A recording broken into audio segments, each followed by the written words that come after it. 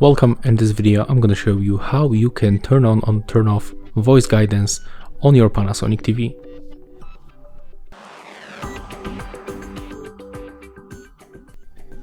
So first of all, we have to click on the menu button to open the picture options. Then we have to scroll down for the sound and go for the right side. Then we have to scroll down one more time until we find the voice guidance settings.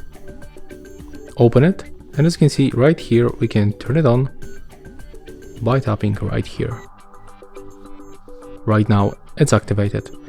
Below you can find also other options like the speed, volume or language. If you want to deactivate this option, just click off. And that's how it looks. If you find this video helpful, remember to leave a like, comment and subscribe.